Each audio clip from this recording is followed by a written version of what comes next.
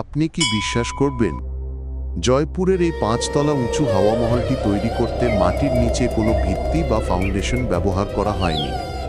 এটি বিশ্বের বৃহত্তম ভবন, যা শুধুমাত্র মাটির ওপরেই দাঁড়িয়ে আছে। 1799 সালে তৈরি এই প্রাসাদে মোট 953টি ছোট ছোট জানালা আছে, যেগুলো কেজ রোখাবলা হয়।